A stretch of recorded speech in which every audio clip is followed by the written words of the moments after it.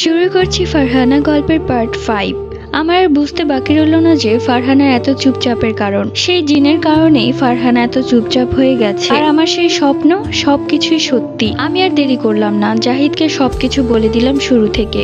জাহিদ সবটা শুনে চিন্তিত হয়ে পড়লো আর আমাকে বলল, কিন্তু হুমাশা, এটা কি করে সম্ভব? সেই জিনটাকে তো আমাদের সামনেই বোতলবন্দি করা হয়েছিল, তাহলে ও ছাড়া পেল কিভাবে? তখন আমি বেশ চিন্তিত হয়ে বললাম, জানি না, যেভাবেই হোক জাহিদ, ওর হাত থেকে আমাদের মেয়েকে বাঁচাতেই হবে। এই জন্য বলি, আমাদের মেয়েটা এত চুপচাপ কেন? ও একদম আলো সহ্য করতেই পারে না। আর পাশের বাড়ির ভাবির মাও তো আর নেই, গত 4 বছর আগে তিনি ইন্তেকাল করেছেন। তিনি না থাকলে হয়তো আমিও সেই জিনের হাত থেকে কখনোই মুক্তি পেতাম না। সেই জিনটা ছোট থেকে আমার জীবনটা তো জাহান্নাম বানিয়েছে, এখন আমার মেয়ের পেছনে লেগেছে। তখন জাহিদ আমাকে শান্ত করে বলল, চিন্তা করো না হুমাশা, তুমি আর আমি মিলে সেই কবিরাজের কাছে যাই, চলো। আর সময় নষ্ট করলাম না, আমি আর জাহিদ রওনা দিলাম সেই কবিরাজের বাড়িতে রেখে গেলাম ফারহানা এবং জাহিদের এক পরিচিত বোনকে। ও থাকলে আমরা একটু ভরসা পাবো। সেখানে যেতে যেতে প্রায় রাত হয়ে গেল। সেই বাড়িতে পৌঁছানোর পর সেই কবিরাজের স্ত্রী থেকে জানতে পারলাম সেই কবিরাজ 8 বছর আগে মারা গেছে।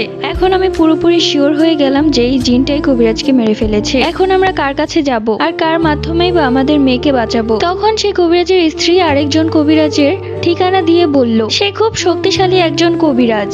আমরা যদি তার কাছে যাই তাহলে তিনি কখনোই ফিরিয়ে দিবেন না, এবং তার কাছেও নাকি অনেক শক্তিশালী জিনেরা আছে। যেহেতু সেই গ্রাম থেকে কিছুটা সামনেই ছিল, তাই আর দেরি না করে তখনই আমরা সেই কবিরাজের বাড়িতে গেলাম। সেই কবিরাজের বাড়িতে গিয়ে দেখলাম অনেক মানুষ সেখানে উপস্থিত, সবাই যে যার সমস্যা নিয়ে এসেছে। কিছুক্ষণ পর ভেতর থেকে একজন মহিলা এসে আমাদেরকে যেতে বলে। আমরা গিয়ে তাকে সবকিছু খুলে বললাম। সবটা শুনে সে একটু মুচকি হাসি দিয়ে বলল, কোনো ব্যাপার না, আমি এখন আপনাদের সাথে আপনাদের বাড়িতে যাব, গিয়ে দেখবো সে কত শক্তিশালী জিন। এরপর আমরা আর দেরি না করে তাকে নিয়ে বাড়িতে আসলাম। বাড়িতে ঢুকেই ফারহানাকে কোথাও দেখতে না পেয়ে জাহিদের সেই বোনকে জিজ্ঞেস করলাম, কি রে, ফারহানা কোথায়? তখন সে বলল, ফারহানা একটু আগে ছাদে গিয়েছে। আমরা আর দেরি করলাম না, তাড়াতাড়ি ছাদে চলে গেলাম। ছাদে গিয়ে যা দেখলাম তা দেখে আমাদের গায়ের লোম দাঁড়িয়ে গেল। ফারহানা ছাদের রেলিং এর উপর দাঁড়িয়ে আছে। সে এমন ভাবে দাঁড়িয়েছে যেন এক্ষুনি ছাদ থেকে লাফ দিয়ে আত্মহত্যা করবে।